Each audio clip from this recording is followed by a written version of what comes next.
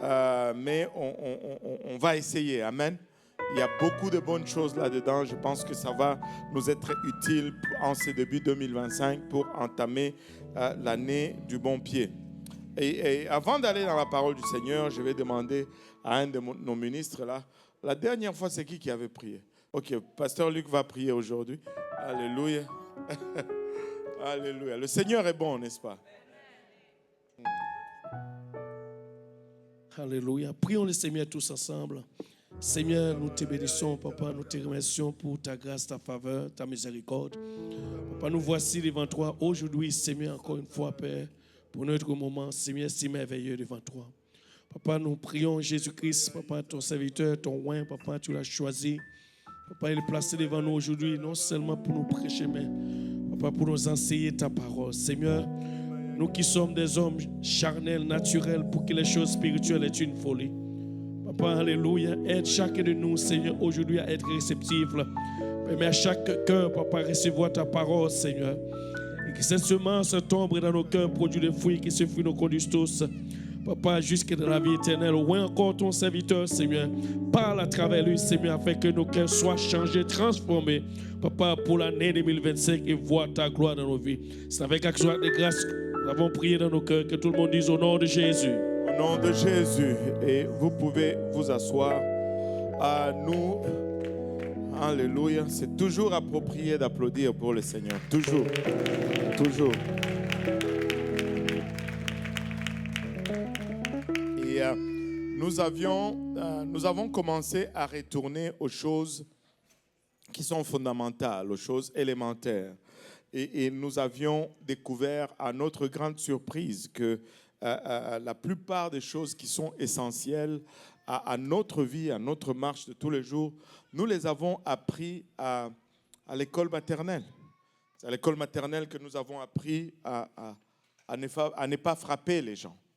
C'est à l'école maternelle qu'on nous a enseigné à ranger les choses. C'est à l'école maternelle qu'on nous a appris à ramasser après nous-mêmes. On nous a appris à dire pardon ou désolé à l'école maternelle. À l'école maternelle, on nous a appris à laver les mains, à tirer la chasse d'eau.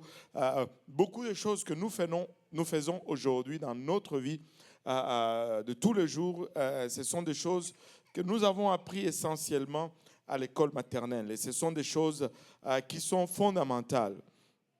Et nous sommes en train de regarder un peu que va être le fondamental. Oh, j'ai oublié, il y a un invité qui est là pour la première fois. Je n'arrive pas à lire le prénom, mais JF. JF.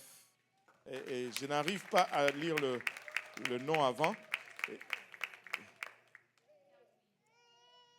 Kerwin.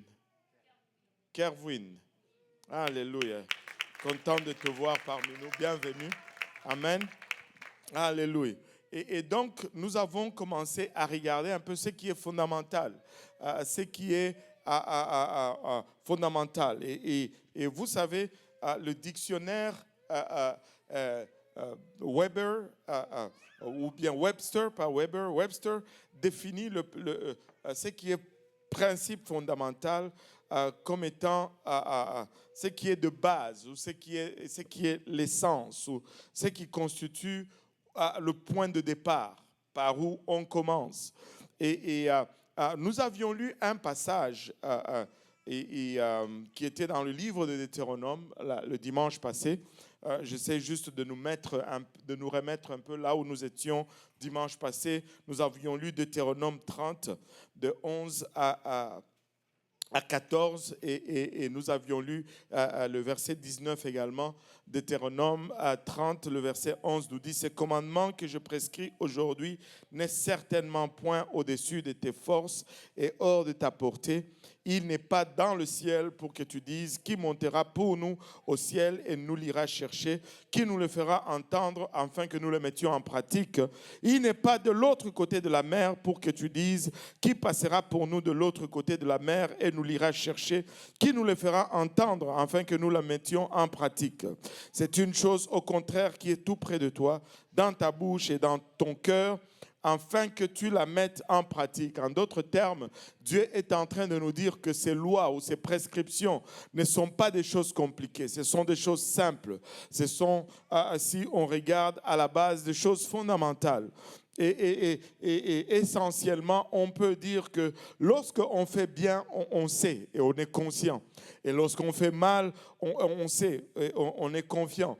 Mais le verset 19 va nous interpeller aujourd'hui. Le verset 19 nous dit « J'en prends aujourd'hui à témoin contre vous le ciel et la terre.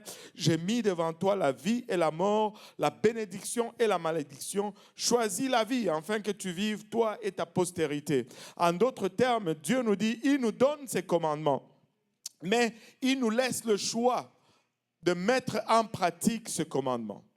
Il dit, je mets aujourd'hui devant toi la vie et la mort. Et c'est à toi de choisir. Ça allait être suffisant s'il nous disait cela, mais le Seigneur est tellement bon qu'il nous donne, c'est comme si tu vas à l'école, on te donne un examen en choix multiple, mais on te dit que la réponse c'est B. Vous vous rappelez quand on allait à l'école là, ceux qui sont allés à l'école ici au Canada, ce n'est pas la même chose. L'école chez nous, c'est une autre chose. Tu sais, quand tu as un prof et le surnom du prof, c'est ceinture noire. Ce n'est pas la blague que vous avez ici. Chez nous, tu as 58%, tu danses. Ici, c'est quand 90, tu sais, anyway, je dois retourner dans mes choses. Le choix, Dieu donne une question, il donne un choix multiple, mais en plus de cela, il nous indique la réponse à prendre, à choisir. La bonne réponse. Il dit, j'en prends aujourd'hui à témoin contre vous le ciel et la terre. J'ai mis devant toi la vie et la mort, la bénédiction et la malédiction. Choisis la vie, afin que tu vives, toi et ta postérité. En d'autres termes, Dieu est en train de dire, je vous donne mes commandements, voici la bonne réponse. Si vous choisissez la bonne réponse, vous allez vivre. Dieu nous laisse le choix de vivre sa parole. Et j'ose croire que ce n'est pas par force que vous êtes venus ici aujourd'hui à l'église. J'ose croire que personne n'a pointé une arme sur votre tête pour vous amener aujourd'hui à l'église. Toutefois, en tout cas, ça reste par choix. Je ne veux pas perdre beaucoup de temps. Et en tant qu'individu, en tant qu'Église, nous avons à faire des choix sur ce qui va être important pour nous. Nous avons à faire des choix sur comment nous allons vivre notre vie, comment nous allons mener notre existence. Je ne peux pas choisir pour vous comme individu. Et vous ne pouvez pas choisir pour moi comme individu. Je vais choisir et vous allez choisir. Mais comme pasteur de l'Église, je m'accorde la liberté de choisir ce qui va être important pour l'Église. Et je pense que c'est nécessaire que nous regardons ces choses ensemble, afin que nous puissions être sûrs de ne pas passer à côté du plan de Dieu pour nous pour 2025. Nous sommes posés à la porte de 2025. Nous avons des promesses pour 2025. Nous avons des attentes pour 2025. Je ne veux pas que nous passions cela. Je veux choisir comme Dieu veut que je choisisse. Il nous a donné la réponse. Amen. Josué était confronté à cela dans le livre de Josué 24, alors que ils ont traversé le Jourdain, ils ont conquéri la terre promise, ils ont eu beaucoup de victoires. Mais comme vous le savez, quand on galère, on a tendance à s'appuyer sur Dieu. Mais quand Dieu commence à nous bénir, nous avons aussi cette fâcheuse tendance d'abandonner Dieu. Laisse-moi te dire, Église de Saint-Laurent francophone, alléluia, qui n'arrive jamais un temps, à cause de l'abondance et de la bénédiction de Dieu, que tu t'éloignes des voies de Dieu. Souviens-toi toujours d'où Dieu t'a tiré. Souviens-toi toujours, alléluia, d'où il t'a pris. Nous n'étions pas comme ça quand il nous a ramassés. Nous n'étions pas ce que vous voyez aujourd'hui quand il nous a pris. Il nous a pris dans la boue. Il nous a pris au niveau le plus bas de notre existence. Nous sommes le produit de sa bonté. Nous sommes le produit de sa fidélité. Et nous allons lui rester infiniment reconnaissants. Infiniment reconnaissants. Et le peuple a fait la conquête de la terre promise et ils ont commencé à contempler les dieux des Cananéens, les dieux des Amoréens et Josué les a convoqués dans Josué 24:15. Josué 24:15 nous dit « Et si vous ne trouvez pas bon de servir l'Éternel, choisissez aujourd'hui. » En d'autres termes, choisissez aujourd'hui qui vous allez servir. En d'autres termes, je ne peux pas choisir pour vous, mais il ne s'est pas arrêté là. Et il dit « Où vous allez servir le Dieu que servaient vos pères au-delà du fleuve ou les dieux des Amoréens dans le pays desquels vous habitez. » Et il continue, il dit, mais moi et ma maison, nous servirons l'Éternel. Vous allez choisir ce que vous voulez choisir, qui vous voulez servir. Je vais choisir qui je veux servir, mais pour moi, je vais servir l'Éternel. Ma maison va servir l'Éternel. Ma maison va servir l'Éternel.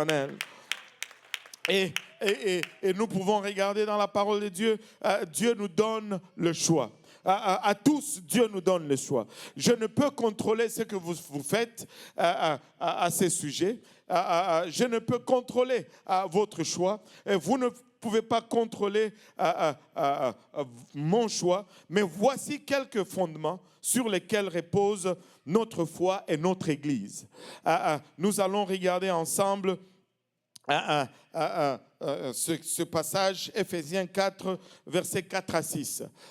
Si vous vous posez, mais cette question, qu'est-ce que nous croyons ici à l'Église? C'est quoi notre Église? Voici vraiment un aperçu de sur quoi est fondée notre croyance. Ephésiens 4, verset 4, la Bible nous dit, il y a un seul corps, que tout le monde dise un seul corps.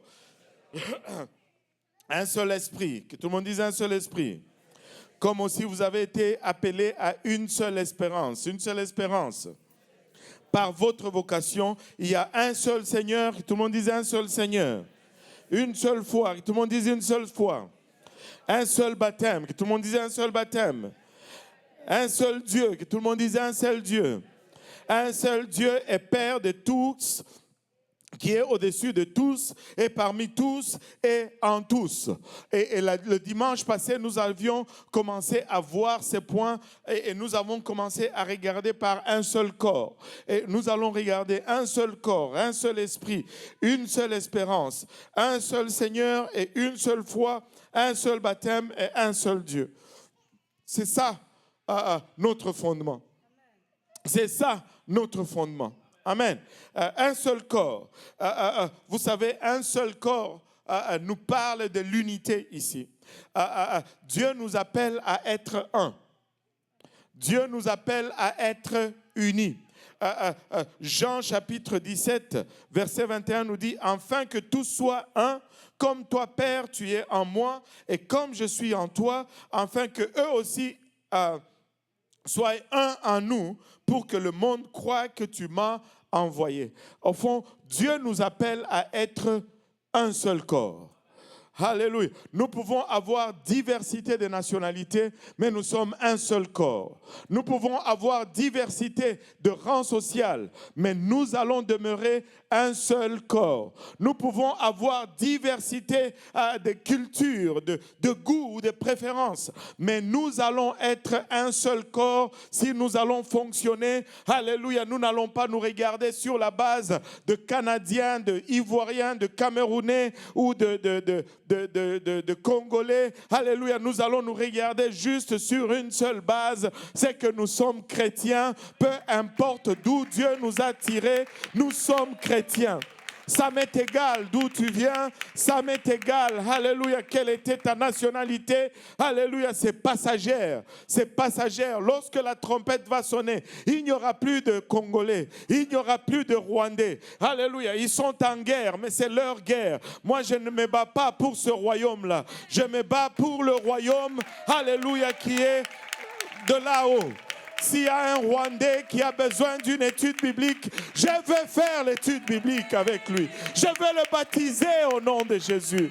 Alléluia, je veux le voir rempli du Saint-Esprit. Et on va travailler ensemble. Et peut-être que c'est nous qui allons faire la différence pour ceux qui sont dans le monde. Ça, c'est la requête de prière du Seigneur Jésus-Christ lui-même. Ça, c'est une requête de prière de sa part.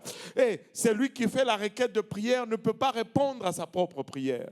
Si lui fait la requête de prière, c'est que c'est nous qui devons répondre à cette requête de prière. C'est pourquoi l'unité, ce n'est pas quelque chose de spirituel. L'unité, ce n'est pas un esprit. L'unité, c'est un sacrifice que chacun de nous doit faire.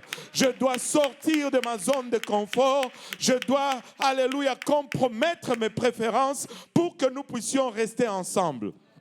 Peut-être d'où je viens, alléluia, on aime manger le foufou, mais d'où le frère Boaz vient, ils aiment manger la tseke. Tu sais, de temps en temps, si nous nous rencontrons, je vais accepter de manger la tseke parce que je veux qu'on chemine ensemble. Je ne veux pas peut-être manger la tseke tous les jours, comme le frère Boaz, mais je veux compromettre mes préférences pour que nous puissions rester ensemble. Je veux manger le riz collé avec toi, alléluia, frère Piperwell. Je vais manger le kalalou. C'est kalalou? Ouais, voilà. Je vais manger le kalalou. Mais pourvu qu'on gagne cette ville ensemble. Pourvu, alléluia, qu'on fasse avancer le royaume ensemble. Alléluia. Un seul corps. Alléluia. Nous devons être un seul corps. Vous savez, quand on est un seul corps, lorsque le doigt a mal, tout le corps a mal. Alléluia. Si ton frère a mal, toi tu te réjouis, c'est parce que vous n'êtes pas un seul corps. Tu ne vas pas avoir un mot de tête et tes pieds sont contents. Tes pieds veulent aller jouer au soccer. Non. Tu sais, quand tu as mal à la tête, les pieds n'ont même pas envie d'aller jouer au soccer. Alléluia. Un seul corps. Que tout le monde dise un seul corps. Et nous allons travailler ensemble. Peuple de Dieu, nous allons le faire ensemble. Nous allons y arriver ensemble. Nous allons nous serrer le coude et nous allons voir la gloire de Dieu ensemble. Je ne suis pas parfait. Tu n'es pas parfait, mais ensemble, nous allons nous supporter. Vous savez pourquoi Dieu laisse les imperfections en nous? Oh, je me sens inspiré. Vous savez pourquoi Dieu laisse les imperfections en nous? C'est parce que mes imperfections te rendent parfait. Et tes imperfections me rendent parfait. Si nous tous, nous étions parfaits, nous n'allions pas nous améliorer les uns les autres. Alléluia. Je ne suis pas en train de justifier, alléluia, tes défauts. Mais je suis en train de dire que nous pouvons les rentabiliser.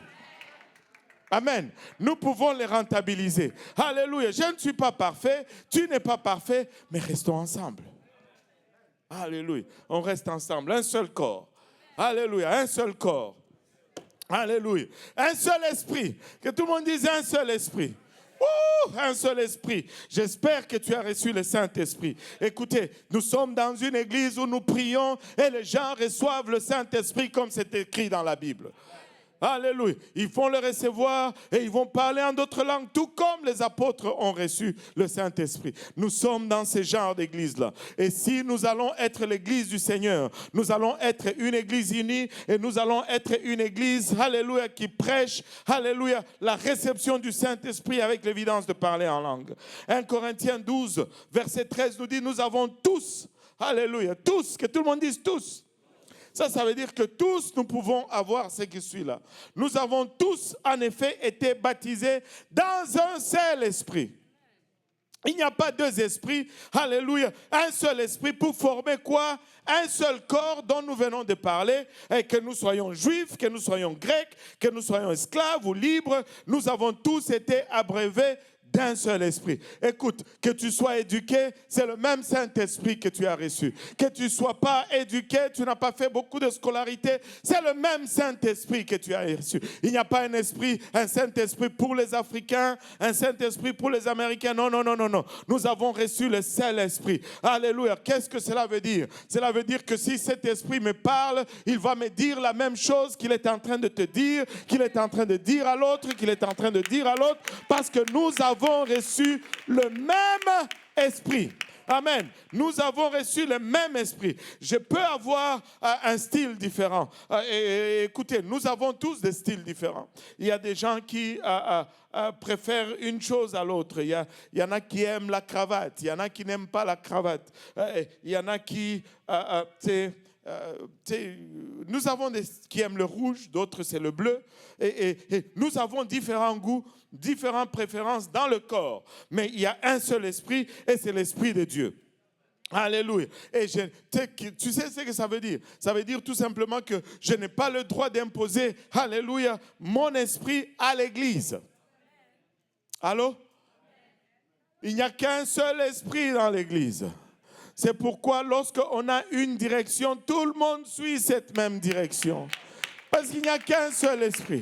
S'il y avait deux esprits, on pouvait avoir deux directions. Mais Dieu dit dans son église, un seul esprit. Donc quand l'esprit dit on va à gauche, on va à gauche. Quand l'esprit dit on va à droite, on va à droite. Je vais me lâcher un peu, je me lâche tout simplement. Alléluia. Vous savez, l'église, ce n'est pas une démocratie. On ne vote pas. Alléluia. On fait comme c'est écrit dans la Bible. Comment ça s'est passé dans la Bible? Moïse monte à la montagne. Dieu lui dit qu'est-ce qu'il faut faire. Il descend, il vient voir les gens. Ils disent voici ce que nous allons faire. C'est ce que Dieu a dit. Écoutez, nous allons ouvrir le livre et ce que nous allons voir, c'est ce que nous allons faire. Que ça soit convenable pour moi ou pas, c'est ce qu'on va faire. Il y a plein de choses qui ne sont pas convenables pour moi. Vous savez, tout n'est pas toujours selon ma volonté. Parce que je ne suis pas Dieu. Amen. Et comme on l'avait vu la dernière fois, même Dieu lui-même n'a pas toujours sa volonté. Allô? Même Dieu lui-même n'a pas toujours sa volonté. Tu dis dans son église, oh oui, dans son église. Lui qui a payé le prix, oh oui, lui qui a payé le prix. C'est sa volonté que nul ne périsse. C'est la volonté de Dieu que nul ne périsse. Mais que tous parviennent à la repentance. Est-ce que tout le monde parvient à la repentance? Certains d'entre nous luttons avec la repentance, même maintenant. Mais Dieu veut que tu te répandes. Alléluia. Et donc, un seul esprit. Et nous allons suivre l'esprit. Amen. Alléluia. Une seule espérance. Une seule espérance. Quelqu'un devrait être content. Une seule espérance. Je ne sais pas pour vous, mais avez-vous cette espérance? Une seule espérance. Vous savez, s'il y a quelque chose qui nous met à part avec tout le monde, c'est cette espérance. Et laissez-moi vous dire, des fois, nous tombons dans le piège. Nous, en tant que chrétiens, je vais juste balancer. En tant que chrétiens, nous ne devons pas tomber dans la dépression. Allô? Parce que nous avons cette espérance. Écoute, même si j'ai une voiture à payer, les factures de la voiture rentrent. Laissez-moi vous dire ceci. Dans mon cœur, je sais qu'au son de la trompette, au signal de l'archange, je suis parti. J'ai cette espérance. Tu dis, mais pasteur, tu vas laisser tes dettes. Je ne pars pas avec la voiture. Ils vont garder la voiture. Si l'hypothèque de la maison n'est pas finie, ils vont garder la maison. Mais moi, je pars, alléluia, pour une ville, alléluia, dont les rues sont pavées d'or. Il n'y a pas de nid de poules dans cette ville. Je pars. Je ne veux pas vivre sous pression. J'ai cette espérance à n'importe quel moment. Peut-être avant la fin de ce service, Dieu peut mettre fin à tout ceci. Je ne veux pas, alléluia, gaspiller mon énergie. Je vais concentrer cela, alléluia, sur ce qui concerne le royaume, ce qui est éternel. Je ne suis pas en train de dire ne paye pas tes factures. Hein. Ce n'est pas ce que j'ai dit. Mais paye-les. Mais ne sois pas stressé. C'est vie. Alléluia. Paye tes factures. Sois fidèle, parce que celui qui ne paye pas ses dettes vole. C'est un voleur. On ne veut pas de voleurs dans le royaume. Ça va sonner, tu ne montes pas. Mais il faut que tu payes tes factures. Mais il y a encore 20 ans avant que je finisse de payer ma maison. Oh, je suis découragé. Non, non. Demain, ça peut finir. Demain, on s'en va. Alléluia. Je ne sais pas c'est quoi vos plans, mais nous planifions partir d'ici. Je ne sais pas pour vous. Avez-vous vu dehors? Avez-vous vu dehors combien de ça vous voulez endurer? 50 autres saisons comme ça? Non. Reviens, Seigneur. On part là où il n'y a pas de neige, il n'y a pas de pelletage. On part. Alléluia. C'est là notre espérance. Nous avons cette espérance. Regardez, Tite chapitre 2. Donne-moi à partir de 11. Tite chapitre 2, verset 11. Est-ce qu'il y a quelqu'un qui a l'espérance aujourd'hui? Est-ce qu'il y a quelqu'un qui a l'espérance? Regardez qu'est-ce qu'il dit. Wow! Car la grâce de Dieu, source de salut pour tous les hommes. Il n'y a personne qui est sauvé hors de la grâce de Dieu. Si tu es sauvé, si tu vas être sauvé, c'est par la grâce de Dieu, parce que personne ne mérite ce salut. La grâce de Dieu, source de salut pour tous les hommes, a été manifestée. La grâce s'est manifestée. Laissez-moi vous dire, la grâce, alléluia, n'est pas une licence pour pécher. La grâce ne signifie pas je fais ce que je veux et puis je suis sauvé. Non, non, non. La grâce, c'est quoi? La grâce, c'est verset 12. Voilà ce qu'est la grâce. La grâce nous enseigne. Elle nous enseigne. La grâce est un enseignant. La grâce est un enseignant. Elle nous enseigne à quoi? À renoncer à l'impiété, à renoncer à la mondanité, à renoncer à la charnalité, à renoncer aux convoitises mondaines et à vivre dans le siècle présent selon la sagesse, la justice et la piété ou la sainteté. C'est ce que la grâce fait. La grâce nous enseigne. La grâce ne nous dit pas pécher plus. La grâce nous dit abandonner le péché. C'est ce que la grâce nous enseigne. Alléluia. Et il dit à vivre dans ce monde comment? En attendant la bienheureuse espérance et la manifestation de la gloire du grand Dieu et de notre Sauveur Jésus-Christ. Nous attendons son apparition. Un jour, en un clin d'œil, au son de la trompette. Alléluia. Ce corps immortel va devenir, ce corps mortel, je veux dire, va devenir immortel et nous serons tous enlevés pour aller à la rencontre du Seigneur. Hébreux 6, 19. Alléluia. Cette espérance, nous l'avons comme, alléluia, une encre de l'âme, sûre et solide et qui pénètre au-dedans du voile. Vous savez, un bateau qui est sur l'eau, quand il y a la tempête, il jette les ancres pour que cette tempête ne fasse pas aller le bateau ça et là. Et c'est là notre espérance. Dans le moment de difficulté, nous avons notre espérance pour garder notre regard sur la bonne chose ou sur la bonne direction. Alléluia. Notre espérance, c'est cette encre. C'est une encre quand les choses deviennent orageuses. Quand les choses vont mal, nous avons cette espérance en nous. Quand les choses ne vont pas comme ils devraient aller, nous avons cette espérance en nous. Nous ne vivons pas pour le Seigneur seulement dans ce monde. Nous vivons, alléluia, aussi pour lui, pour le monde à venir. Un seul Seigneur. Alléluia. Il dit un seul Seigneur. Nous avons un seul Seigneur. Alléluia. Un seul Seigneur. Ça veut dire que nous avons un seul chef, un seul boss. Et Paul nous fait savoir que le Jésus que nous servons, c'est Jésus que nous servons. Il est le même Dieu qui a créé tout ce qui existe depuis le commencement. Au fond, c'est ça le message de Paul. Je ne sais pas pour vous, nous allons être une église, alléluia, unie. Nous allons être une église qui a cette espérance. Nous allons être cette église qui n'a qu'un seul Seigneur. Colossiens 1. Colossiens 1, on va le regarder à partir du verset 15. Verset 15 à 19. Il est l'image du Dieu invisible, le premier-né de toute la création. Alléluia. Car en lui ont été créées toutes les choses qui sont dans les cieux et sur la terre, les visibles, les invisibles, trône, dignité, domination, autorité, tout a été créé par qui? Par lui. Alléluia. S'il y a un créateur, c'est Jésus. C'est lui qui a créé. L'image de Dieu invisible a créé toutes choses, domination, trône, autorité. Alléluia. Tout a été créé par lui et tout a été créé pour lui. Il est avant toute chose. Il est l'alpha et l'oméga. Il est avant toute chose. Subsiste et toute chose subsiste en lui. Il est la tête du corps de l'Église. Il est le commencement, le premier-né d'entre les morts, afin d'être en tout le premier, car Dieu a voulu que toute plénitude habita en lui. En d'autres termes, si tu cherches même une petite poussière de divinité, elle se trouve en Jésus-Christ. Il n'y a rien en dehors de Jésus-Christ. Toute plénitude se trouve en Jésus-Christ.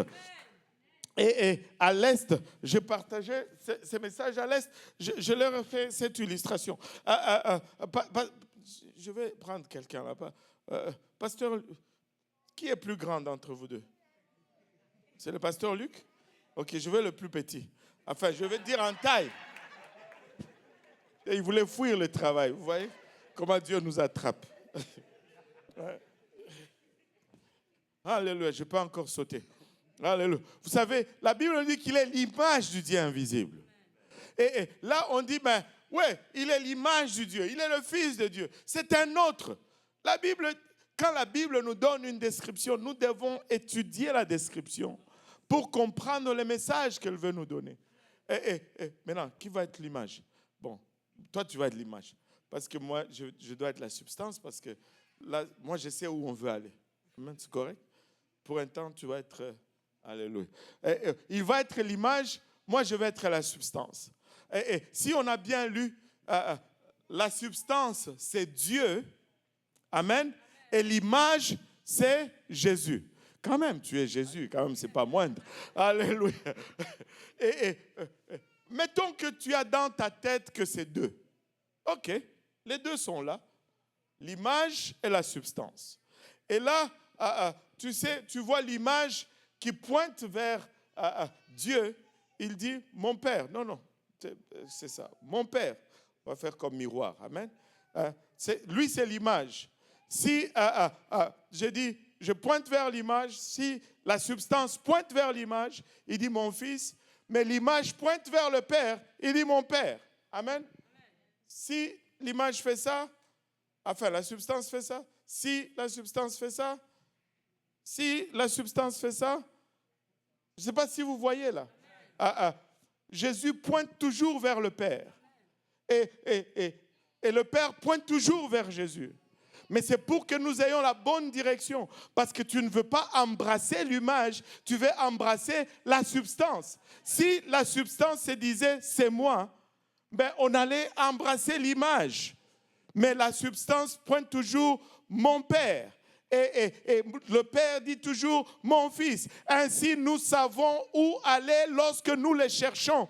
Nous n'allons pas vers le miroir, nous allons vers la substance. Et il nous montre la direction. Alléluia. Je peux regarder l'image. Je peux regarder l'image et voir où se trouve la substance. Parce que l'image pointe dans la bonne direction. Si l'image pointait dans la mauvaise direction, je ne saurais pas où aller parce que je vais aller là-bas. Il est l'image du Dieu invisible. Oh, quelle image. Il est l'image du Dieu invisible. Et je sais où il est. Je peux le trouver. Laissez-moi vous dire. Bon. Alléluia. Je peux vous dire, alléluia, que Jésus est l'image du Dieu invisible. Cela ne veut pas dire que Jésus est différent de Dieu. Écoute, toi et l'image dans le miroir, ça ne fait pas deux personnes. Allô? Allô? Alléluia. As-tu remarqué combien l'image dans le miroir te ressemble? Juste en passant. Alléluia. Et regardez, il nous donne même un avertissement. Colossiens 2:8. Alléluia. Alléluia. Et Colossiens 2,8 nous dit, prenez garde que personne ne fasse de vous sa proie par la philosophie et par une vaine tromperie, s'appuyant sur la tradition des hommes, sur les rudiments du monde et non sur Christ. Ah, regardez 9, car en lui qui, Christ, habite corporellement toute la plénitude de la divinité. Wow! J'aime ce verset. C'est l'unicité puis exposant 3, je dis toujours. Paul aurait pu écrire car en lui habite corporellement la divinité. Et ça allait être suffisant. Parce que quand on dit la divinité, ça englobe tous les caractères, tous les attributs de Dieu. C'est ce qu'on appelle divinité. S'il a dit toute la plénitude, toute la divinité habite en Christ corporellement, ça allait nous suffire. Mais avant divinité, il ajoute plénitude. Pourquoi? Parce qu'il veut s'assurer que nous croyons vraiment que tout ce qu'il y a de Dieu comme caractère, attribut est en Dieu. Mais là, il va même plus loin. Avant plénitude, il ajoute toute.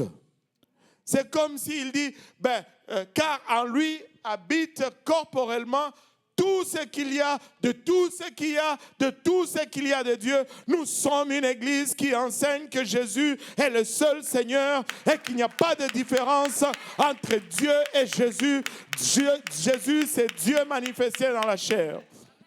Vous savez, vous allez convenir avec moi que je suis un homme de corps, d'âme et d'esprit. Amen. Enfin, croyez-le au moins. Un jour, je vais mourir, n'est-ce pas? Ne dites pas oui, vous aussi. Je ne veux pas mourir tout de suite. Un jour, je vais mourir, oui. Alléluia. Mais quand la mort va nous rencontrer, laissez-moi vous dire, le corps va se retrouver à Magnus Poirier ou quelque part dans un cercueil. Et les gens vont aller là-bas, pasteur Kaosi. Ils vont regarder le corps, ils vont dire c'est le pasteur. C'est quel nom qu'ils vont donner au corps? Dieu donné Kaosi, ça va être le nom du corps là. Mais l'esprit qui habitait dans ce corps, qui va, je l'espère Seigneur, par ta grâce, au ciel. Et cet esprit arrive à la porte du ciel. Cet esprit cogne à la porte. Pierre vient ouvrir. Et il s'exclame, oh Dieudonné Kaosi, tu es arrivé. Le nom qu'il va appeler l'esprit, c'est le même nom que le corps portait, le nom de l'âme, le nom de l'esprit, le nom du corps. Alléluia, il n'y a pas deux noms différents. Le Père, c'est Jésus, le Fils, c'est Jésus, et le Saint-Esprit, c'est Jésus. Et il n'y a pas d'autre nom. Jésus est le seul Dieu. Il est le seul Dieu. Alléluia. Il est le seul Dieu. Je peux m'élaborer encore là-dessus si vous n'êtes pas convaincus. Laissez-moi vous dire, Jésus est le seul Dieu. Il est le seul et l'unique vrai Dieu. Alléluia. Nous ne sommes pas une église Jésus seulement. Nous sommes une église du nom de Jésus. Parce que Jésus est notre Seigneur. Alléluia. Il est notre Dieu. Il est notre Rédempteur. Nous lui devons tout. Alléluia. Il n'y a qu'un seul Seigneur. Il n'y a qu'un seul trône. Et c'est lui qui est assis sur le trône. C'est lui qui règne dans l'église. C'est lui qui est au contrôle. Il y a une seule foi. Après une seule espérance, un seul Seigneur, il a ajouté, il y a une seule foi. Amen. De quoi il parle ici? La Bible, de foi, le mot foi va être utilisé dans des contextes différents. Certes, la foi, c'est cette expression de notre croyance. Et la Bible nous dit que nous avons tous une mesure de la foi. Et c'est à nous de l'exercer. Et la Bible nous dit même que si tu as la foi comme un grain de sénévé, tu peux faire bouger la montagne. Amen. Mais cela, ce n'est pas de cette foi dont on est en train de parler ici.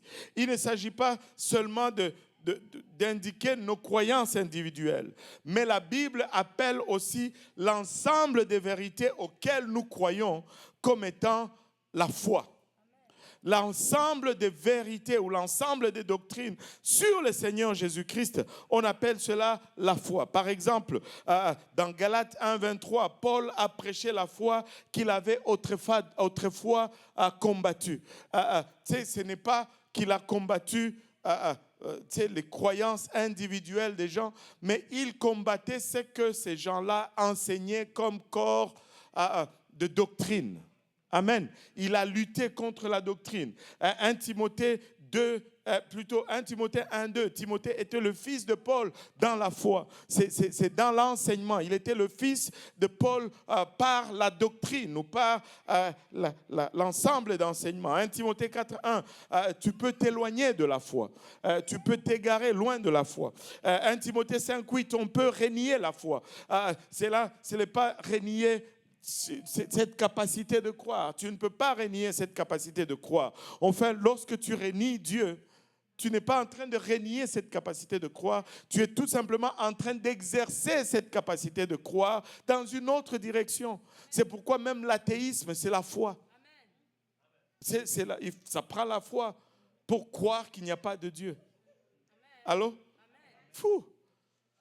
Alléluia. Mais la foi ici, c'est l'ensemble d'enseignements, c'est l'ensemble de doctrines. 1 Timothée 6:10, on peut se détourner de la foi. 2 Timothée 3:8, on peut être réprouvé ou rétrograde dans la foi. 1 Corinthiens 16:13, on peut demeurer ferme dans la foi. 2 Corinthiens 13:5, on peut examiner la foi. Éphésiens 4:13, on peut parvenir à l'unité de la foi. Colossiens 1:23, on peut être fondé et affermi dans la foi. Et ce n'est pas l'exercice, mais c'est l'ensemble d'enseignements concernant le Seigneur Jésus-Christ. Et Jude nous dit même de combattre pour la foi. Donne-moi un peu Jude 3. Oh, j'aime Jude 3. Jude 3, il nous dit, Jude, serviteur 3, verset 3. Jude, c'est un seul chapitre, c'est pourquoi Bien-aimés, comme je désirais vivement vous écrire au sujet de notre salut commun, je me suis senti obligé de le faire, afin de vous exhorter à quoi? À combattre pour la foi qui a été transmise aux saints, comment? Une fois pour toutes. Les gars, Jude est en train de nous dire que ces vérités qui nous ont été données, c'est fini. Il n'y a pas une autre transmission de vérité qui viendra. Ne cherche pas une autre révélation. Paul était au plus strict que cela. Il dit que même si moi-même je venais et que je vous enseignais autre chose que ceci, réprimez-moi. Même si un ange venait. Vous savez, quand j'étais jeune, j'ai travaillé dans une compagnie. Et un jour, il y avait 2 personnes qui ont essayé de me coincer dans ma croyance. On était au lunch. Il y en avait un. Aïe, aïe, aïe. On va laisser ça. Ils ont essayé de me coincer dans ma croyance. Et là, ils m'ont dit, mais Dieudonné, tu es fermé. J'ai dit, non, je ne suis pas du tout fermé, du tout. Je suis ouvert. Et là, ils me disent, bon, et si toi tu dis que c'est seulement ça? Oui, c'est seulement ça. Il n'y a pas autre chose. Il y avait un c'était un hindou et l'autre, il ne croyait en rien qu'il disait. Là, ils me disent, et si le Seigneur, si Jésus lui-même, c'est qu'ils ont dit, et si Jésus lui-même venait ici aujourd'hui et qu'il te disait, ce n'est pas ça, est-ce que tu vas le croire? J'ai dit, non, je ne veux pas le croire. Et il dit, tu vois, c'est Jésus lui-même. J'ai dit, mais ça, c'est parce que, vous savez, des fois là, quand la prémisse de la question est fausse, tu ne peux pas donner une bonne réponse. Jésus ne peut pas venir et dire autre chose. La Bible nous dit qu'en lui, il n'y a aucun nombre de variations. Je ne veux pas accepter que Jésus va venir et me dire autre chose parce qu'il a déjà tout dit. C'est dans le livre. Il ne va pas réécrire le livre. Ça ne va pas changer. Je ne peux pas acheter cette pourriture. Jésus ne change pas. Il est le même hier, aujourd'hui et éternellement. S'il y a un autre Jésus qui vient me dire autre chose, ce n'est pas Jésus. Et je ne veux pas l'accepter. C'est la parole. C'est la parole. La parole demeure. Oh Seigneur, Jésus est de nous. Laissez-moi Laissez-moi vous donner un exemple, une illustration rapide. Vous souvenez-vous de Jacob et son père Isaac? Isaac était déjà aveugle. Et là, il dit à son fils Ésaü, va me chercher un gibier, je vais manger, je vais te bénir. Sa mère manigançait. Elle dit à Jacob, va dans la maison, prends les vêtements de ton frère. Mets les vêtements de ton frère. On va tuer un animal, je vais préparer, tu vas donner à ton père, il va manger, il va te bénir. Amen. Et Jacob est allé. Il a porté les vêtements. Apparemment, Ésaü ne lavait pas beaucoup ses vêtements. Il a porté ses vêtements. Il a mis la peau sur les bras, les mains. Et il est allé avec le plat vers son père. Mon père, mange et bénis-moi. Son père, il dit, oh, tu es déjà retourné? Oh, le Seigneur a fait venir le gibier devant moi. Ok. Mais comment? La voix, c'est Jacob. Il dit, approche ici un peu que je te touche. Là, Jacob approche, il le touche, il sent les poils de la chèvre. Enfin, je pense que c'était la chèvre. Il sent le poil de la chèvre et il dit, ah, c'est Ésaü, parce qu'Ésaü était poilu. Et là, mais il n'est pas convaincu.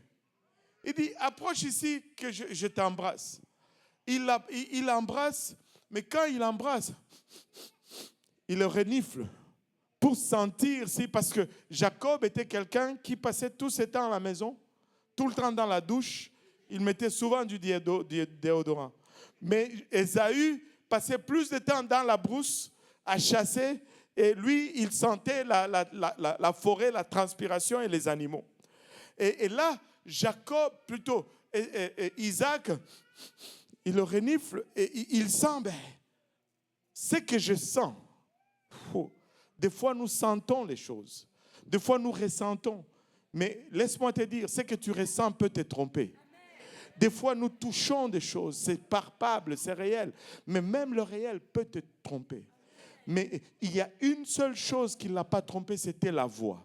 S'il s'était arrêté juste à la voix, il ne se serait pas trompé. Laissez-moi vous dire, si nous nous arrêtons juste à la voix de Dieu, nous n'allons pas nous tromper.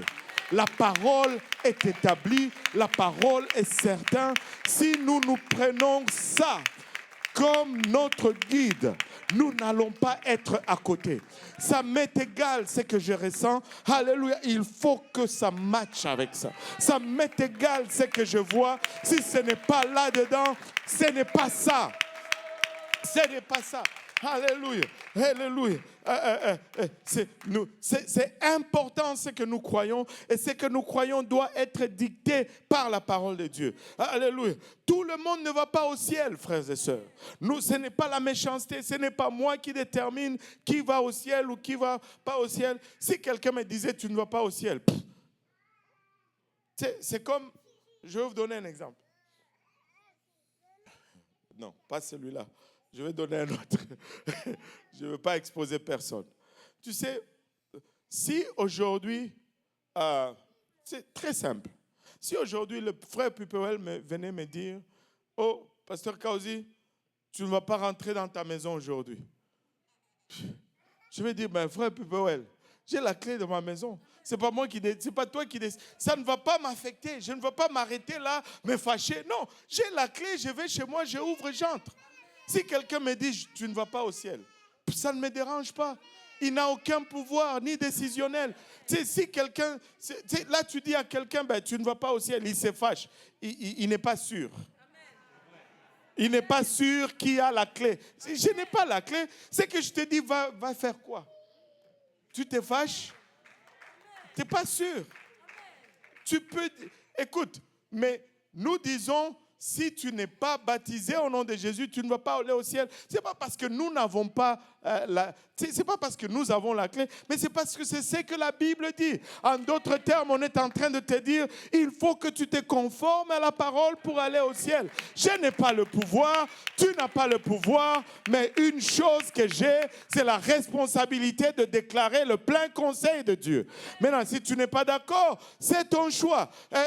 Je ne peux pas te forcer, mais c'est ma responsabilité de dire la vérité afin que ton sang ne retombe pas sur mes mains. Alléluia. Alléluia. Alors, si quelqu'un vous dit, vous n'allez pas au ciel, soyez tranquille. Si vous avez déjà obéi à la parole, bon, c'est correct. Il peut avoir son opinion. Amen. N'empêchez pas les gens d'avoir leurs opinions. Amen. Alléluia. Toutes les églises ne sont pas justes. Toutes les églises ne sont pas justes. J'ai regardé, je n'ai même pas regardé. J'ai regardé les nouvelles. J'ai aperçu une vidéo sur YouTube. Juste les images là. Je n'ai même pas. Écoutez, il y a de ces choses que tu ne vas même pas regarder. Ça disait des pasteurs qui font des choses spéciales. Tu vois un pasteur qui est debout sur les gens, les fidèles sont allongés à terre, lui il est dessus sur les gens et il prêche. J'ai dit, wow.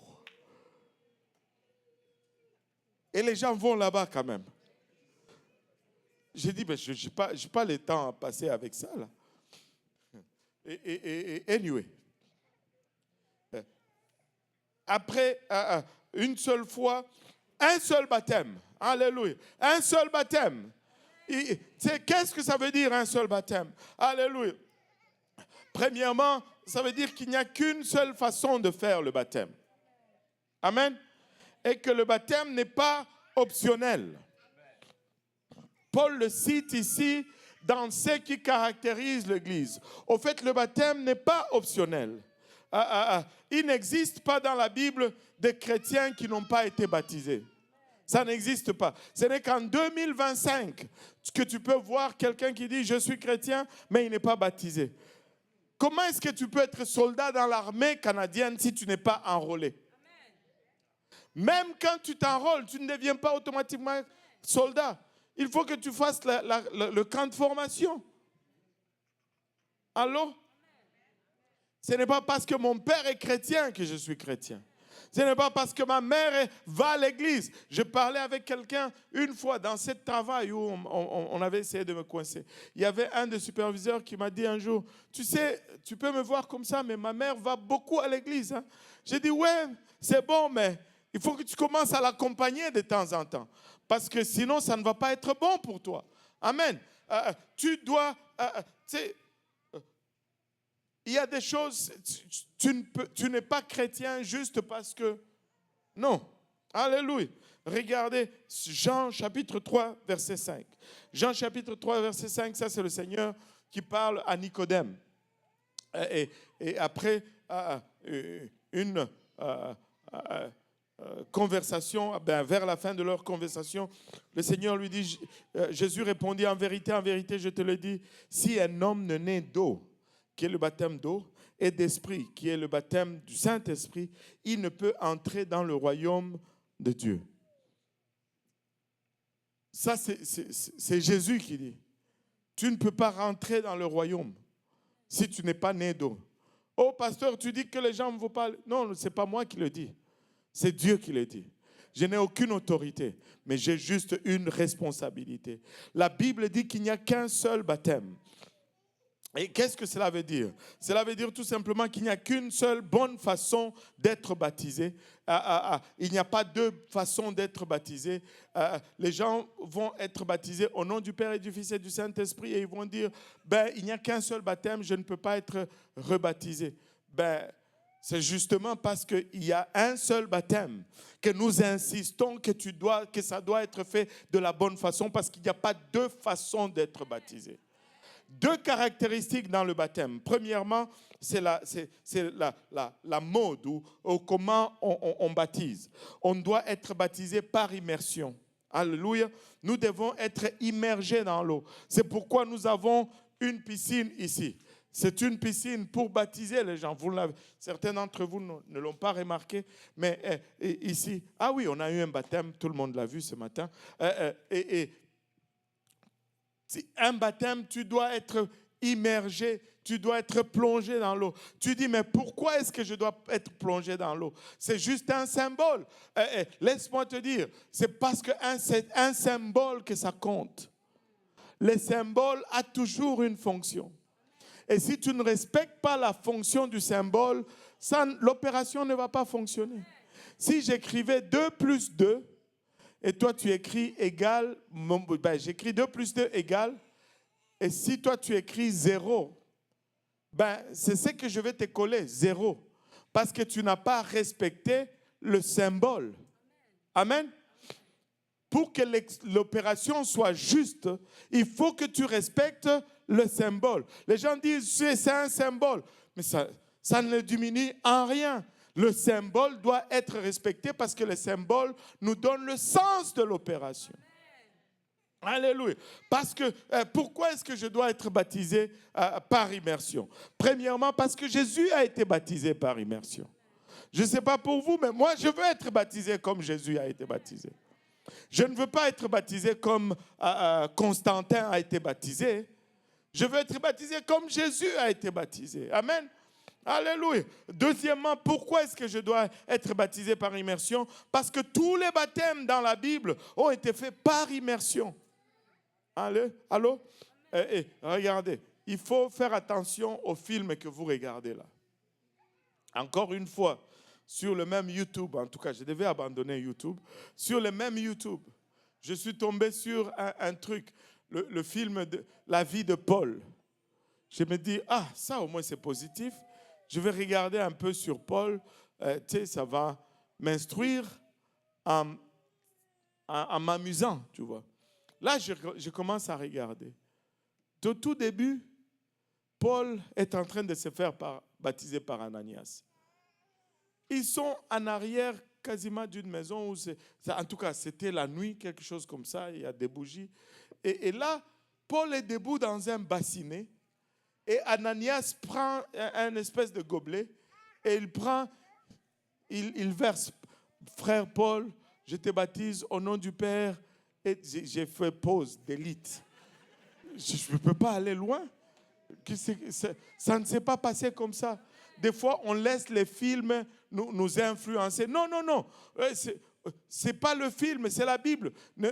N'aimez pas le sort de ta compréhension dans le main d'Hollywood. Hollywood, c'est méchant. Amen. Alléluia. Paul a été baptisé par immersion au nom de Jésus. Alléluia.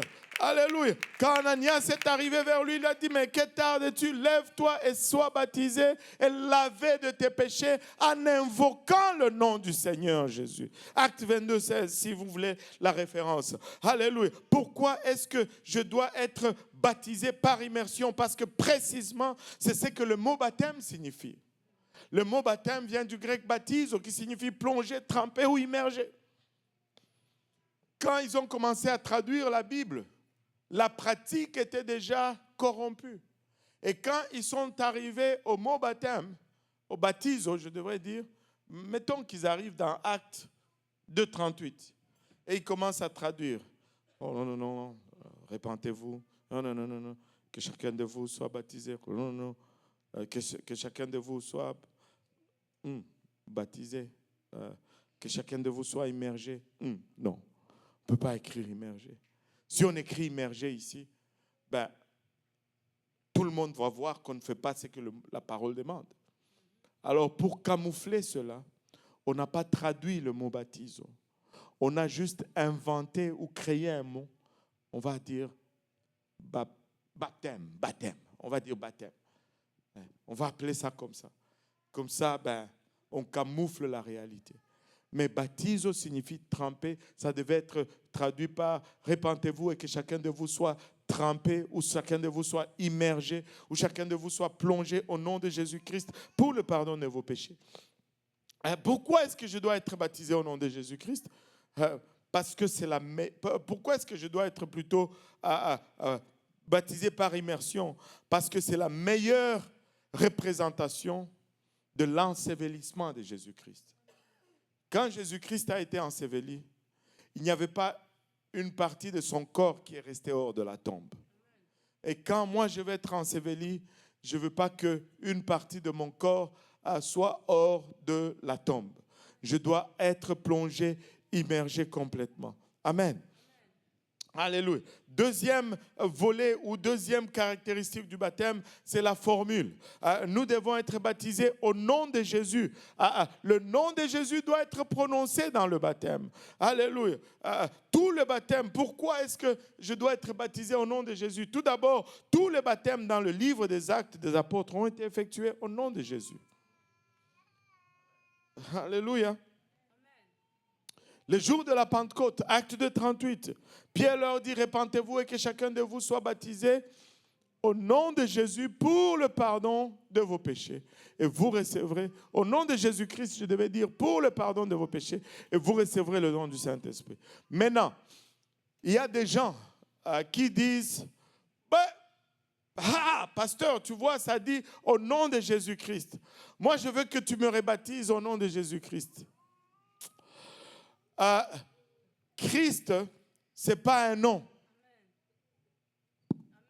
Christ, ce n'est pas un nom. Christ, c'est un titre. Christ veut dire tout simplement loin le Messie. Le nom, c'est Jésus. Et on peut trouver dans la Bible des références où on dit il faut baptiser au nom de Jésus. Amen. Ne va pas te faire rebaptiser parce que tu as été baptisé au nom de Jésus et non au nom de Jésus-Christ. C'est ridicule. Ça ne fait pas de sens. Amen. Alléluia. Regarde, le Samaritain, Acte 8, 16. Le Samaritain, comment ils ont été baptisés? Alléluia.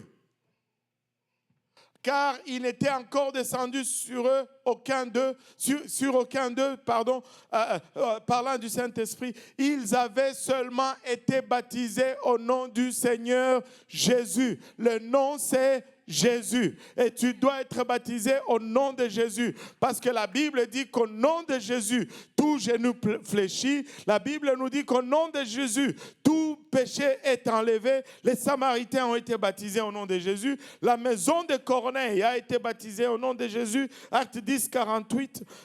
Les disciples de Jean, Acte 19, 5. Ceux-là étaient même déjà baptisés par Jean-Baptiste. Mais ils n'ont pas résisté. Ils n'ont pas dit, il y a un seul baptême, on veut être baptisé une seule fois. Mais non, c'est parce qu'il n'y a qu'une seule bonne façon d'être baptisé. Et le disciple de Jean-Baptiste ont été baptisés. Paul a été baptisé au nom de Jésus, Acte 22, 16. Les disciples de Jean, c'est Acte 19, 5. Et les épîtres enseignent aussi le baptême au nom de Jésus. Galates 3, 27 nous dit, vous tous qui avez été baptisés en Christ, vous avez revêtu Christ. Romains 6, 3 nous dit, ignorez-vous que nous tous qui avons été baptisés en Jésus-Christ, c'est dans sa mort que nous avons été baptisés. Et vous pouvez mettre là-dedans également Colossiens 2, 12. Nous avons été baptisés en Jésus. Nous avons été baptisés au nom de Jésus. Et ça prend le nom pour enlever le péché. Et je vais m'écarter un peu, juste rapidement. Je cours parce que le temps me fait défaut. Je cours littéralement. Mais regardez.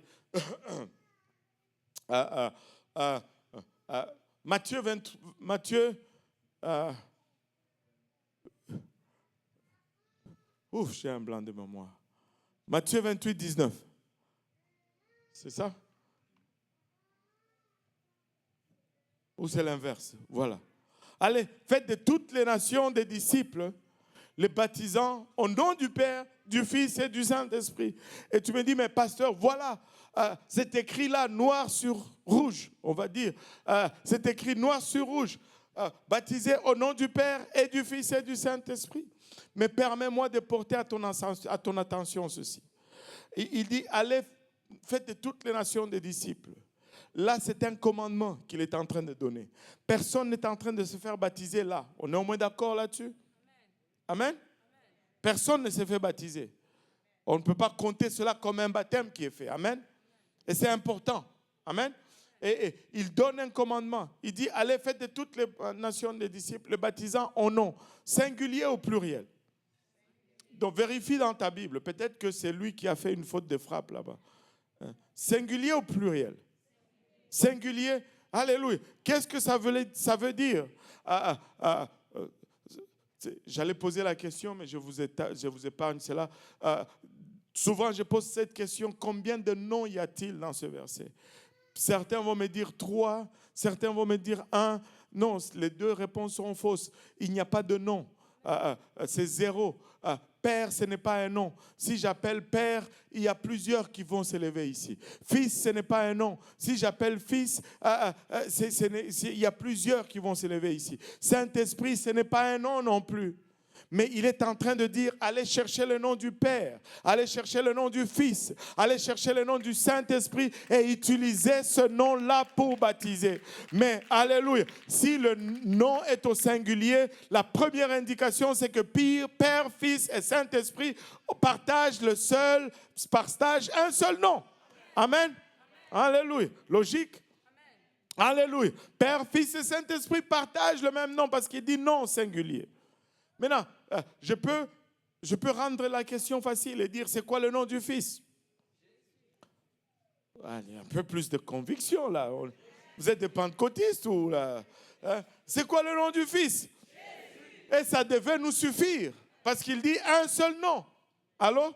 Mais comme je sais que vous voulez creuser, vous êtes des gens qui veulent avoir la pleine connaissance, on va regarder Ésaïe 9.6. Ésaïe 9.6 ou 5 selon les versions, mais je pense en français c'est 6. Alléluia. Car un enfant nous est né, un fils nous est donné et la domination repose sur son épaule. C'est qui cet enfant? Jésus. On est sûr que c'est Jésus. Oui, alléluia. On l'appellera admirable. Qui est admirable? Jésus. Conseiller. Qui est conseiller? Dieu puissant. Qui est Dieu puissant? Père éternel. Qui est Père éternel? Jésus est le Père éternel. Il est le prince de la paix. Dans ce verset, on voit que le Père, c'est Jésus, le Fils, c'est Jésus. Et permettez-moi de vous dire que le Saint-Esprit aussi, on le voit dans le même verset que c'est Jésus. Il a le même nom. Alléluia. Conseiller, le mot conseiller, c'est le même mot qui est traduit en grec, parakletos, qui est traduit en français comme le paraclet ou le conseiller ou le consolateur. Alléluia. Laissez-moi vous dire, Jésus, c'est le Père, c'est le Fils, c'est le Saint-Esprit. Il est Père dans la création, il est Fils dans la rédemption et il est Saint-Esprit dans la consolation ou dans l'accompagnement. Alléluia. Un titre va toujours définir un rôle ou une fonction. Je suis Père. Alléluia, parce que j'ai 4 enfants. Je suis fils parce que j'ai des parents. Alléluia, je suis époux parce que ma dulcinée est là, assise dans le fond. Alléluia, j'ai des titres. Mais c'est la même personne. Mais les titres définissent des fonctions. Je ne peux pas me rapporter à mes enfants comme époux. Allô?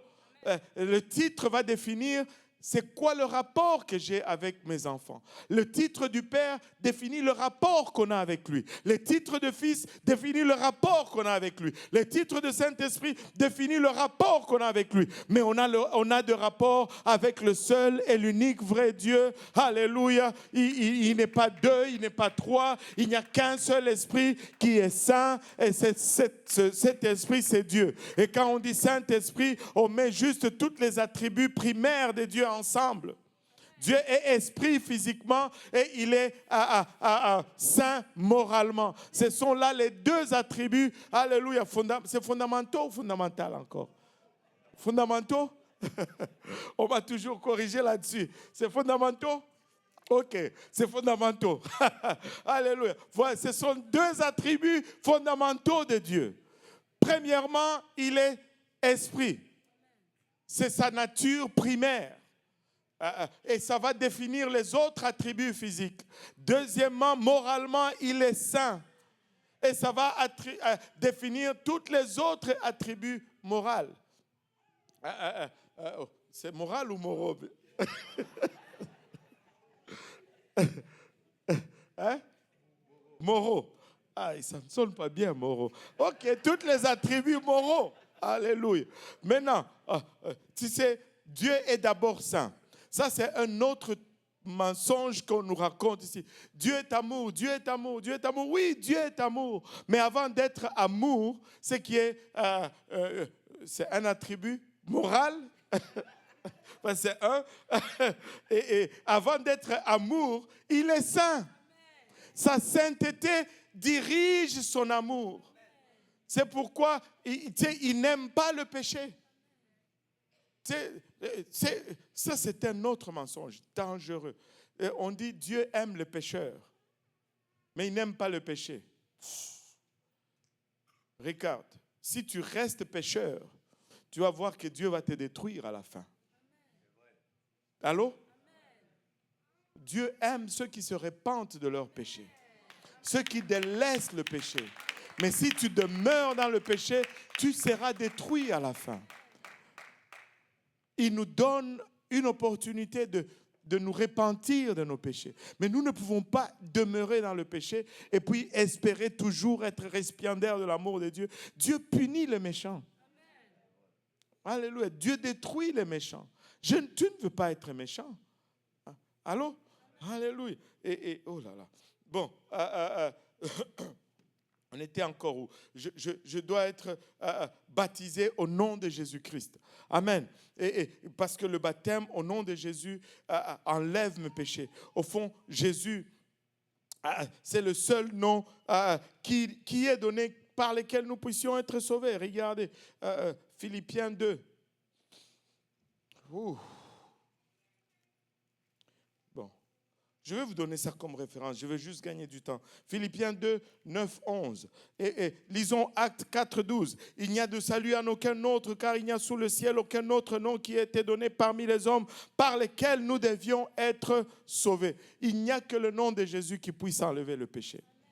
Actes 10, 43. Tous les prophètes rendent de lui ce témoignage que quiconque croit en lui reçoit comment? Par son nom le pardon des péchés. C'est pourquoi Pierre pouvait dire dans Actes 2, 38, « Repentez-vous et que chacun de vous soit baptisé au nom de Jésus pour le pardon de vos péchés. » Et le baptême est ainsi essentiel. Et le baptême est l'acte par lequel nos péchés sont pardonnés. Mais si je ne suis pas baptisé au nom de Jésus, ben c'est pas bon, je garde mes péchés. Nous nous réjouissons du frère qui s'est baptisé aujourd'hui au nom de Jésus. Et si vous êtes là et que vous n'êtes pas encore baptisé au nom de Jésus, vous pouvez l'être aujourd'hui. Nous avons l'eau, des vêtements de réchange, de prédicateurs, de serviettes. Ça ne prend que votre obéissance. Un seul Dieu. Je ne veux pas beaucoup traîner sur un seul Dieu parce que j'ai beaucoup à toucher à ces sujets. Nous sommes une église unicitaire. C'est-à-dire que nous prêchons qu'il n'y a qu'un seul Dieu. Il n'y a pas de distinction pour nous entre Jésus et Dieu. Il est la même personne qui s'est manifestée dans la chair. Je crois que c'est...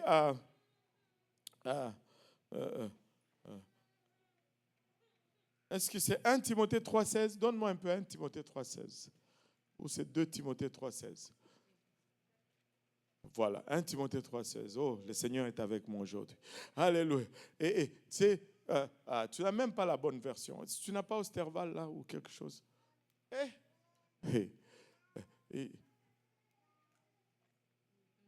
Bon, voilà. Ça, c'est Osterval. Voilà. Ça, c'est la version Osterval. Remets-moi un peu l'autre là. Et puis, tu vas revenir sur Osterval. Louis II. Donne-moi Louis II. Louis II nous dit ceci. Et sans contredit, le mystère de la piété est grand. Celui qui a été manifesté en chair, justifié par l'Esprit, vu des anges, prêché aux gentils, cru dans le monde, élevé dans la gloire. Mais quand tu retournes à l'original, la partie là, après le 2 points, c'est lui. Ils ont changé l'identifiant qu'il y avait, ils l'ont changé avec un pronom. Mais la version Osterval garde l'identifiant. Il dit, et certainement, ou bien sans contredit, le mystère de la piété est grand. Dieu a été manifesté en chair. Jésus dans la chair, ce n'est pas le Fils de Dieu dans la chair.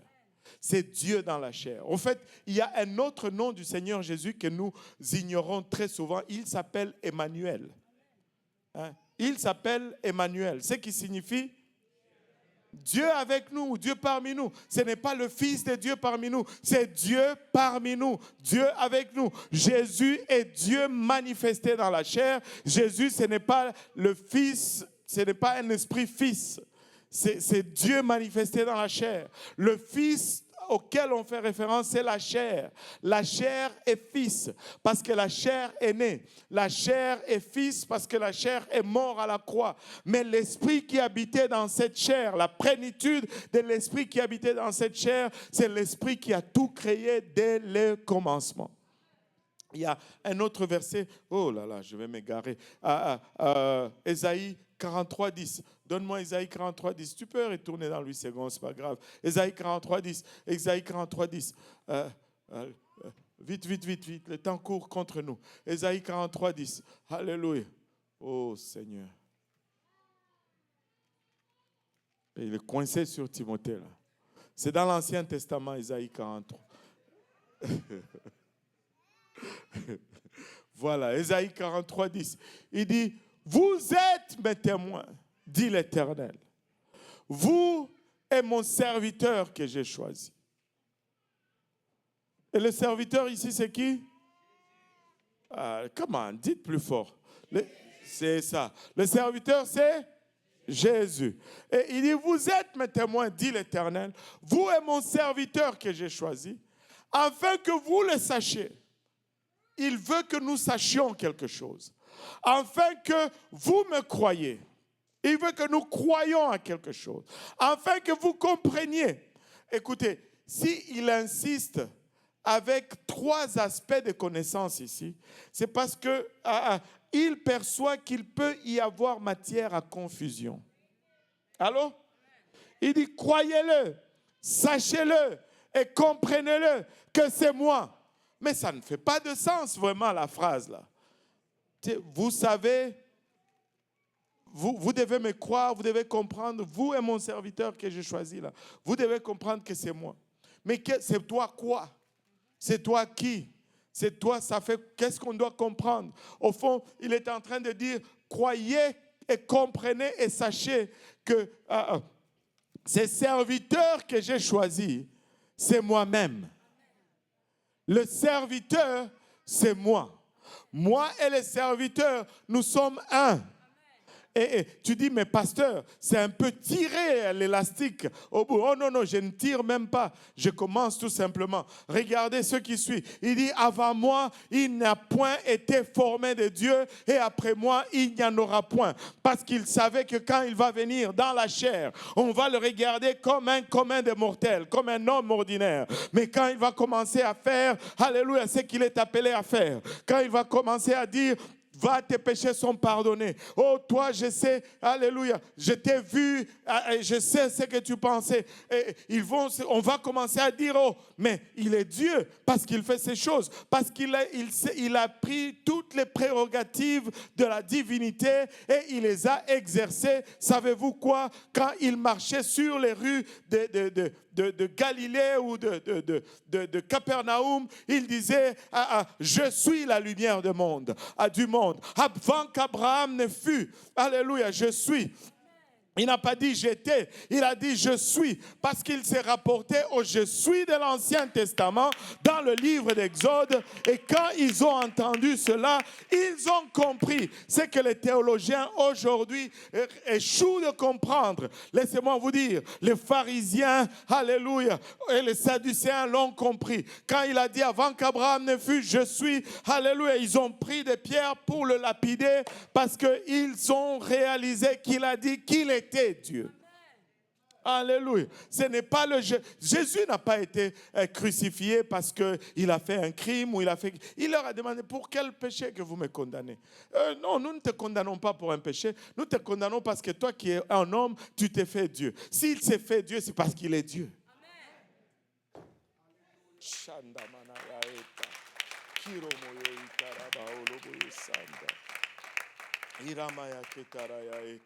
Alléluia. Écoutez, ne vous laissez pas induire en erreur. Tu sais, très souvent, je vais vous dire ceci. Très souvent, les gens vont utiliser une formule grammaticale pour expliquer la nature de Dieu. Ne cherche pas une formule grammaticale pour expliquer la nature de Dieu. Regarde à une énoncé théologique.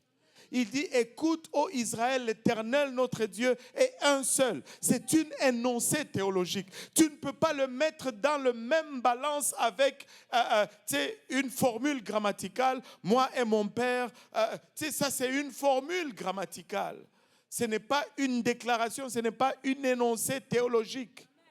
Alors, il y a beaucoup d'énoncés grammaticaux qui nous donnent des problèmes parce que c'est une langue traduite.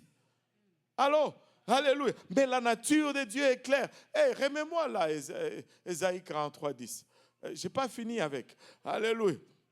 Il dit, avant moi, il n'y a point été formé de Dieu, et après moi, il n'y en aura point. En d'autres termes, quand vous allez voir mon serviteur faire des choses, alléluia, qu'il élève et qui révèle sa divinité, ne confondez pas, ne pensez pas qu'il est un autre Dieu. C'est moi-même, c'est encore moi qui agis. Ce n'est pas un autre Dieu, parce qu'avant moi, il n'y a point eu formé de Dieu, et après moi, il n'y en aura point. S'il va y avoir un Dieu, c'est moi l'Éternel. Il continue en disant au verset 11, alléluia, c'est moi qui suis l'Éternel. Et hors de moi, il n'y a point de sauveur. Je ne sais pas qui tu appelles sauveur, mais moi j'appelle Jésus mon sauveur.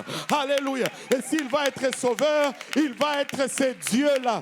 Alléluia. Il va être ce Dieu-là. S'il va être ce Dieu-là, il n'y a pas d'autre sauveur. Il n'y a pas d'autre sauveur. Il dit, c'est moi qui ai annoncé, sauvé, prédit. Ce n'est point parmi vous un Dieu étranger. Vous êtes mes témoins, dit l'Éternel. C'est moi qui suis Dieu. Lui seul est Dieu. Jésus seul est Dieu. Oh, Shataraya eta. Hikotomanaya eta raba oloboyosan. Harokatamana ita. Alléluia. Alléluia. Il n'y a pas deux divinités, il n'y en a pas trois divinités. Écoute, ô Israël, écoute, ô Église pentecôtiste unie francophone de Saint-Laurent. L'Éternel, notre Dieu, est un seul. Il est un seul numérique et il est un seul ordinal. Il est un parce qu'il est un tout seul, indivisible. Il est un parce qu'il est le premier. Il vient avant toute chose. Et nous devons apprendre à le prioriser en toutes choses. Alléluia. Alléluia. Gloire au nom de Jésus. Il n'est pas un Dieu d'association. Parce qu'un Dieu d'association est faible. Il n'est pas un d'association. Il y a cette histoire qu'on raconte toujours. Je ne vais pas finir. Je vais revenir à ça dimanche prochain. Promettez de revenir dimanche prochain. Il y a beaucoup de choses là-dedans. Je n'arrive pas à finir là tout de suite. Il y a un qui débattait, un de nos anciens, un trinitaire. Il disait non, il y a trois dieux. Notre ancien dit non, il n'y en a qu'un seul. Et puis dans l'échange, il dit je vais te donner un exemple. Tu sais, comme si tu prends un paquet de cigarettes. Il y a plusieurs cigarettes là-dedans, mais c'est un seul paquet. Et là, notre pasteur ne savait pas trop quoi dire. Il répond, il dit nous, Dieu nous a délivrés de la cigarette. C'est pourquoi nous n'utilisons pas cet exemple-là. Alléluia. Mais on peut faire mieux que ça. Amen. On peut faire mieux que ça. Il est un seul. Vous pouvez parcourir toute la Bible. Vous allez le voir partout. Il n'y a qu'un seul Dieu créateur du ciel et de la terre. Il n'y en a pas Dieu. Il ne consulte personne. Par lui-même, il étend le ciel au-dessus de nos têtes. Je suis l'Éternel qui sauve. Moi seul. Il n'y en a pas d'autre. Je regarde en avant.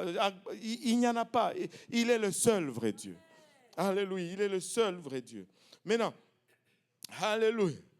Et j'allais entrer dans le corps vraiment de la leçon aujourd'hui. Regardez ceci. Ephésiens 4, 4 à 6 nous dit, il y a un seul corps, un seul esprit, comme aussi vous avez été appelés à une seule espérance par votre vocation.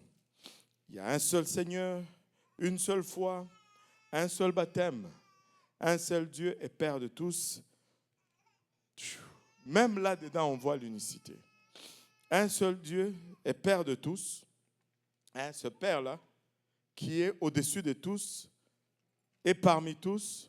Et ce même Père-là qui est en tous. Donc, il dit que le Père est en nous. Jésus nous dit, vous savez, quand Jésus était avec les disciples, à chaque fois que Jésus n'était pas là, il se retrouvait toujours dans des problèmes. À chaque fois que Jésus s'éloignait, il y avait des troubles. Et là, Jésus leur dit, il faut que je m'en aille. Aucun d'entre eux n'était d'accord. Il dit, oh, tu vas partir, mais comment nous on va faire? Et là, le Seigneur le rassure. Il dit, il faut que je m'en aille. Parce que maintenant, je suis avec vous. Mais si je m'en vais, je vais revenir et je serai en vous. Donc, ici, la Bible nous dit, le Père est en nous tous. Et puis là, Jésus nous dit dans le livre de Luc qu'il est en nous. S'ils sont deux, on a deux personnes qui habitent cet appartement-là. Allô? Et là, il dit, le Saint-Esprit va venir habiter en vous. Vous êtes le temple du Saint-Esprit. Parce que l'Esprit de Dieu demeure en vous. Là, si c'est trois, là, il y a de la colocation là-dedans. Mais laissez-moi vous dire, je sais que mon Dieu, à lui tout seul, il peut payer l'hypothèque de cet appartement. Il n'a pas besoin de colocataire. Il n'est pas cochambreur. Il est vous vous rappelez-vous, on a dit un seul Seigneur. Il est seul dans ce temple-là. Il est seul. Il n'y en a pas. Ce sont des titres, ce ne sont pas des personnes. Maintenant, je vais introduire la partie. Maintenant, nous savons en quoi cette Église croit. Amen. Je ne peux pas vous imposer la croyance. Mais dans cette Église, c'est ce qu'on va prêcher. Et j'en appelle à témoin tous ces gens qui sont assis ici. Et si ces gens viennent, ces prédicateurs-là, s'ils se lèvent, ils viennent, ils prêchent autre chose, venez arracher le micro. Vous savez qu'il y a des églises où on va t'arracher le micro si tu dis n'importe quoi. Nous, on est encore un peu polis, gênés, mais des fois, il faut juste arracher le micro, des fois. Amen. S'ils viennent dire autre chose, ça, c'est ça que nous croyons. Amen. Un seul corps, un seul esprit. Alléluia. Une seule espérance, un seul Seigneur, une seule foi, un seul baptême et un seul Dieu. Maintenant, comme nous avons commencé cette leçon en disant que nous sommes devant une porte d'opportunité, nous sommes là positionnés en 2025. Et nous voulons voir de grandes choses en 2025. Dieu nous a promis le réveil. Nous avons des parents qui doivent être sauvés. Nous avons des membres de la famille éloignée qui doivent... Il y en a parmi nous dont certains de nos enfants doivent être sauvés. Et c'est pénible. Nous prions, nous voulons voir ces choses et nous allons voir ces choses. Mais pour rien au monde, nous ne voulons passer à côté par notre faute. Amen. Nous ne voulons pas manquer cela par notre faute. Vous allez dire, mais pasteur, mais on est éveillé. Laissez-moi vous dire, c'est trop facile, sans vraiment qu'on sache pourquoi. Pour des raisons qu'on va trouver des fois valables, des fois même on va se justifier. C'est trop facile de passer à côté des desseins de Dieu dans n'importe quelle génération. C'est très facile de passer à côté de ce que Dieu a en réserve pour une génération. Et on va même des fois les justifier. Et si nous voulons éviter cela dans cette génération, nous devons nous efforcer à suivre à la lettre les leçons de la parole de Dieu. Nous devons apprendre à marcher selon la parole. Amen. Je vais vous donner ces deux passages et puis on va prier. Mais on va les décortiquer un peu le dimanche prochain. On va essayer de les décortiquer le dimanche prochain. Regardez Acte 1. Ça, c'est le Seigneur ressuscité, là. Et il est en train de donner ses derniers ordres aux apôtres. Et Acte 1, au verset 8, il dit, mais vous recevrez une puissance. Acte 1, verset 8. Mais vous recevrez une puissance, le Saint-Esprit survenant sur vous, et vous serez mes témoins à Jérusalem, dans toute la Judée, dans la Samarie, jusqu'aux extrémités de la terre. Waouh! Et si nous lisons un peu plus haut, il va leur dire, allez et attendez à Jérusalem jusqu'à ce que vous recevez cette puissance d'en haut. Et quand vous allez le recevoir, vous allez être mes témoins, commençant par Jérusalem, Samarie, plutôt la Judée, la Samarie, et jusqu'aux extrémités de la terre. Et je vais vous donner un autre verset, Acte 6, verset 7. Acte 6, verset 7. La parole de Dieu se répandait de plus en plus. Amen. Le nombre des disciples augmentait beaucoup. Où? À Jérusalem. Ils sont encore à Jérusalem. On peut regarder cela, on dit, mais c'est juste acte 1 à acte 6, c'est juste 6 chapitres. En termes d'écriture, c'est juste 10 chapitres. Mais en termes chronologiques, c'est 10 ans de temps qui est passé entre les deux versets. 10 ans après, ils sont encore à Jérusalem. Ils n'ont même pas commencé à aller dans la Judée. 10 ans après, ils sont encore à Jérusalem. Le nombre des disciples augmentait beaucoup à Jérusalem et une grande foule de sacrificateurs obéissait à la foi. Regardez, même les religieux se convertissaient à la vérité. Mais ils étaient encore à Jérusalem. 10 ans après. Et tu sais, il y a une leçon profonde là-dedans. Et cette leçon est très importante pour l'Église. Si nous échappons cette leçon, nous allons échapper toute la grâce et la faveur de Dieu sur nous. Nous allons passer à côté de notre opportunité. Je vais vous laisser avec cette citation, ou ce dicton, je devais dire, ou ces faits, ou cette déclaration. Vous savez, quand on regardait l'église de Jérusalem, elle grandissait numériquement, elle grandissait spirituellement. Il y avait des prodiges et des miracles. Il y avait une grande visitation divine. Financièrement, elle commençait à prospérer. Mais elle était bénie, mais elle est restée à Jérusalem. Maintenant, la bénédiction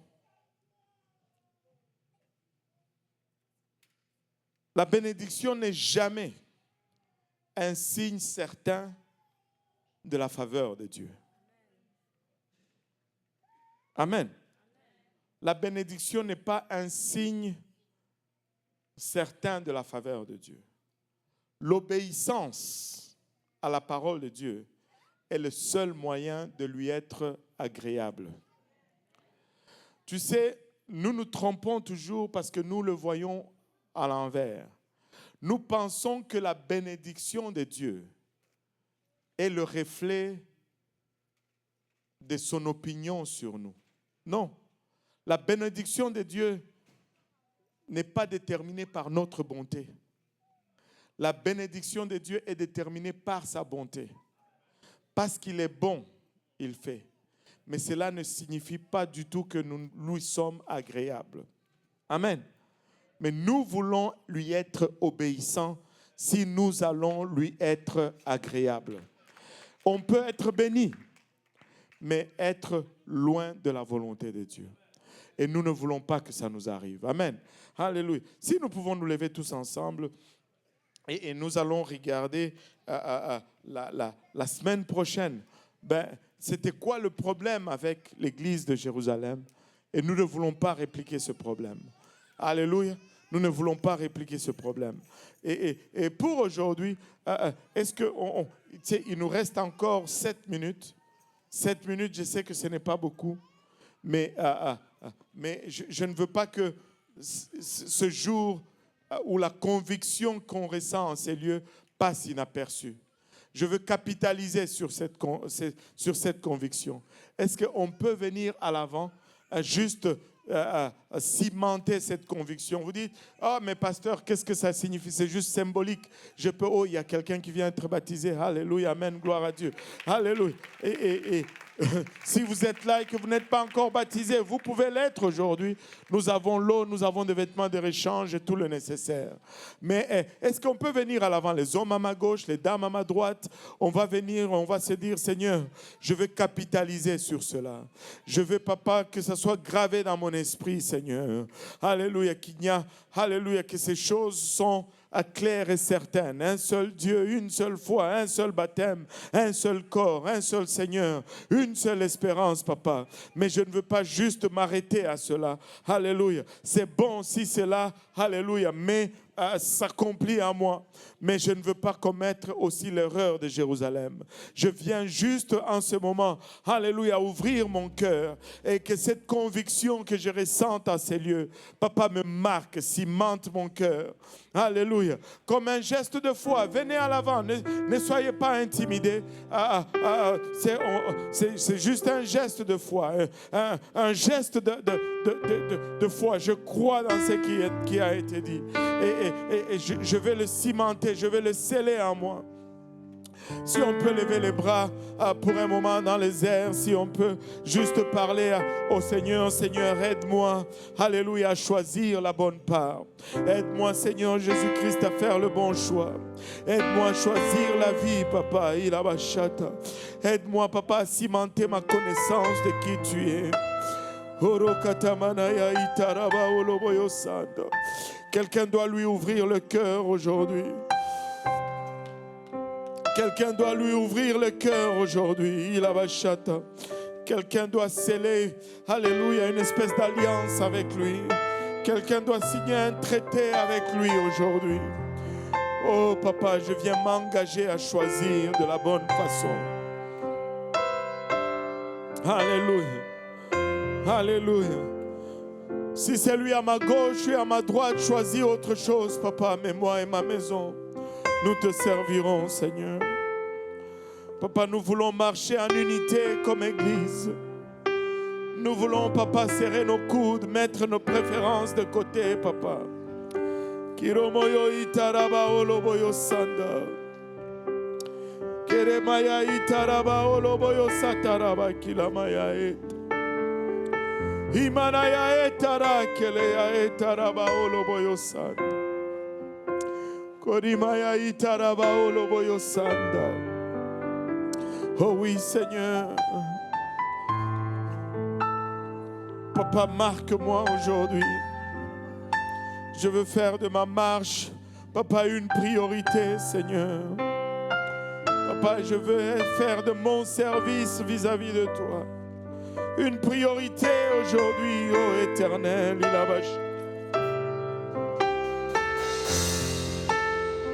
Oromaya itaraba oloboyos.